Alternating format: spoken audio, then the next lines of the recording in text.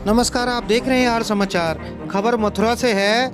जैसे जैसे श्री कृष्ण जन्म स्थान ईदगाह प्रकरण अदालत में आगे बढ़ता जा रहा है तो नई जानकारियां प्रकाश में आ रही हैं। श्री कृष्ण जन्म स्थान के मामले में मुख्य पक्षकार एडवोकेट महेंद्र प्रताप सिंह को वक्फ बोर्ड से एक नई जानकारी हासिल हुई। उनके अनुसार लगाई गई आरटीआई में उत्तर में बताया गया कि मथुरा की शाही ईदगाही मस्जिद वक्फ बोर्ड की संपत्ति नहीं है। आइए देखते हैं क्या जानकारी आरटीआई के द्वारा दी गई। दरअसल वर्ष 2020 में मथुरा की अदालत में श्री कृष्ण जन्म स्थान के निकट ईदगाह को हटाने को लेकर पहले दावा करने वाले एडवोकेट महेंद्र प्रताप सिंह द्वारा पिछले दिनों वक्फ बोर्ड से आरटीआई मांगी गई थी, जिसमें उन्होंने पूछा था कि मथुरा की शाही ईदगाह वक्फ बोर्ड की संपत्ति है या नहीं। इस संबंध में बोर्ड के सर्वे कमिश्नर के द्वारा 31 मई 2024 को जानकारी दी गई है कि 1987 में वक्फ बोर्ड के द्वारा जो गजट प्रकाशित किया गया था उसमें शाही ईदगाह मस्जिद का कहीं भी जिक्र नहीं है। वहीं शाही ईदगाह मस्जिद वक्फ बोर्ड की संपत्ति भी नहीं है। इस पत्र के मिलने के बाद एडवोकेट महेंद्र प्रताप सिंह के द्वारा अब यह पत्र अदालत का हिस्सा बनाया जाएगा। उनके द्वारा हाई कोर्ट में चल रहे मामले में इस पत्र को शामिल किया जाएगा।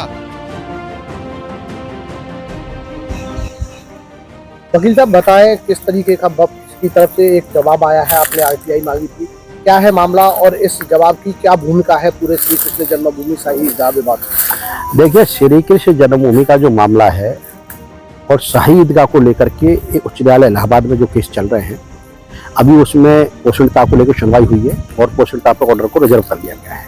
लेकिन हम इसी बीच हमारे के द्वारा एक आरटीआई सर्वे कमिश्नर लखनऊ से मांगी थी और हमने इसमें मांगा था कि 1995 के वक्फ एक्ट की सेक्शन 4 के अनुसार कौन कमिश्नर आए थे सर्वे करने के लिए प्रॉपर्टी का, कौन असिस्टेंट सर्वे कमिश्नर थे। तो इसमें हमने ये भी मांग की थी कि ये प्रॉपर्टी क्या वक्फ की संपत्ति है।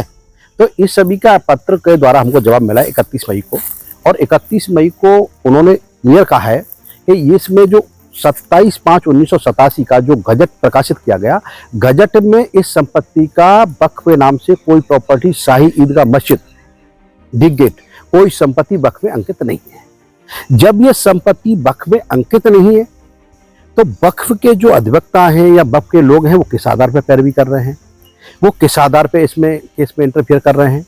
तो इससे बिल्कुल स्थिति क्लियर हो गई है कि ये प्रॉपर्टी वक्फ से कंसर्न नहीं है।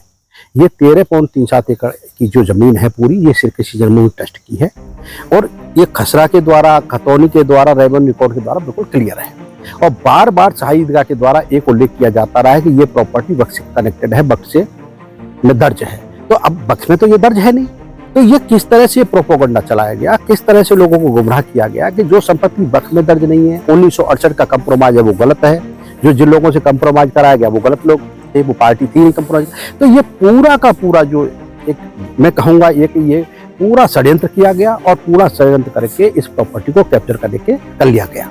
अब वो स्थिति आ गई है कि वो न्याय सबके सामने आना चाहिए, दूध का दूध पानी का पानी होना चाहिए। इसी को लेकर के हम कोर्ट में गए हैं, कोर्ट में इन तथ्यों को रखेंगे, इस पत्र को भी कोर्ट में रखेंगे आने वाले डेटों में, माननीय न्यायालय के समक्ष रखेंगे कि जब ये प्रॉपर्टी का कोई कंसर्न ही नहीं है वक्फ से, तो वक्फ के किस आधार पर इसमें पैरोकारी हो रही है, वक्फ के आधार पर, किस लोग किस आधार पर ये कह रहे हैं कि वक्फ की प्रॉपर्टी है। तो ये बिल्कुल पर्दाफाश होना चाहिए, इसका गलत चीज है, लोगों को गुमराह किया जाता रहा इतने लंबे समय तक और अब वो समय आया है कि सत्य सबके सामने आए। पत्र मेरे हाथ में, देखिए मैं पत्र आपको दिखाता हूँ, ये 31 मई 2024 का ये पत्र है और इसमें कार्यालय सर्वे कमिश्नर वक्फ उत्तर प्रदेश 824 जवाहर भवन लखनऊ के द्वारा जारी किया गया है। देखिए, ये महेंद्र प्रताप सिंह एडवोकेट के नाम से जारी किया गया है और इसमें साफ उल्लेख किया गया है कि सर्वे शासन की अधिसूचना दिनांक 27/5/1987 द्वारा जनपद मथुरा की वक्फ संपत्तियों का गजट प्रकाशित कराया गया, जिसमें शाही मस्जिद ईदगाह बिग गेट जनपद मथुरा नाम से कोई वक्फ संपत्ति अंकित नहीं है। जब वक्फ संपत्ति अंकित नहीं है तो फिर काय का औचित्य बनता है। इस आधार पर आप कह रहे हैं कि वक्फ की संपत्ति है। इसके अलावा हमने दूसरा हमारा बिंदु था, सरकार ने उपरोक्त वक्फ संपत्ति के सर्वे हेतु कौन कौन सर्वे कमिश्नर, एडिशनल अथवा असिस्टेंट सर्वे कमिश्नर नियुक्त किए गए, सभी के नाम स्पष्ट करने का कष्ट करें। उसमें भी उन्होंने लिख दिया उपरोक्त अनुसार। ये भी कहते हैं कि इसमें नहीं आता है। तीसरा उन्होंने कहा था उत्तर प्रदेश सरकार द्वारा प्रकाशित नोटिफिकेशन में उपरोक्त वक्त संपत्ति का सर्वे कब प्रारंभ हुआ और कब समाप्त हुआ, संपूर्ण विवरण उपलब्ध कर इसमें तो जब 1995 के वक्फ एक्ट की धारा 4 के अनुसार किसी संपत्ति का सर्वे होता है, सर्वे कमिश्नर आते हैं, असिस्टेंट कमिश्नर आते हैं, तो यहाँ भी इस तरह का कोई उल्लेख नहीं है कि कब सर्वे हुआ, किस दिन सर्वे कराया गया, क्योंकि कोई भी संपत्ति 1995 की धारा 3R के सब क्लॉज 3 के अनुसार अगर कोई प्रॉपर्टी वक्फ को दी जाती है तो वो वक्फी के नाम होनी चाहिए, देने वाले के नाम होनी चाहिए, डेडिकेटर के नाम होनी चाहिए। तो धारा 3R के सेक्शन सब सेक्शन 3 के अनुसार जब कोई व्यक्ति अपनी प्रॉपर्टी दे सकता है जब उसका वो मालिक हो, जब वो डेडिकेट कर सकता है, डेडिकेटर हो सकता है। तो यहाँ पर वक्फी के नाम कोई प्रॉपर्टी नहीं है, जिस कह रहे हैं कि भाई हमने वक्फ को दे दी। धारा 3R का 3 सब अप्लाई नहीं करता है, धारा 4 वक्फ एक्ट अप्लाई नहीं करती है। तो ये कौन से ऐसे चीजें रही कि इतने बड़े तथ्यों को छुपा छुपा करके इतनी बड़ी देश को, पूरे देश को गुमराह किया गया। एक करोड़ों करोड़ों हिंदुओं का ये आस्था का केंद्र है, श्रद्धा का केंद्र है, क्यों इसको कैप्चर किया गया? तो ये बड़ा यक्ष प्रश्न है। नहीं पूरी दुनिया जानना चाहती है।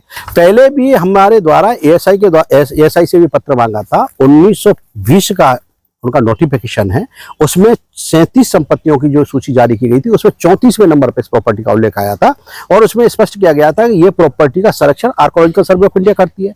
जब आर्कोलॉजिकल सर्वे ऑफ इंडिया इस प्रॉपर्टी का संरक्षण करती है, खसरा खतौनी में श्री कृष्ण जन्मभूमि ट्रस्ट के नाम प्रॉपर्टी है, तो शाही ईदगाह मस्जिद का वहां क्या लेना देना, उनका स्टेटस क्या है, ये भी लोग जानना चाहते हैं। वो किस आधार पर कब्जा करके बैठे हैं, वहां वो किराएदार नहीं है, वहां वो मालिक नहीं है, उनका कोई स्टेटस वहां बनता नहीं है। तो फिर ये कौन सी ऐसी चीज है कि वो किस आधार पर वहां बैठे? तो ये अब एएसआई का पत्र हो या ये वक्फ बोर्ड का लेटर हो, इनसे स्थिति बिल्कुल क्लियर हो गई है कि ये प्रॉपर्टी हिंदू पक्षकारों की है, श्री कृष्ण जन्मभूमि ट्रस्ट की प्रॉपर्टी है और ये प्रॉपर्टी श्री कृष्ण जन्मभूमि ट्रस्ट की है और थी और मिलनी चाहिए ट्रस्टी को। जो 2.5 एकड़ का असली गर्भगृह तो उनके पास है, तो गर्भगृह का औचित्य उनके पास नहीं बनता है। ये प्रॉपर्टी हिंदू पक्षकारों को अवलंब मिलनी चाहिए।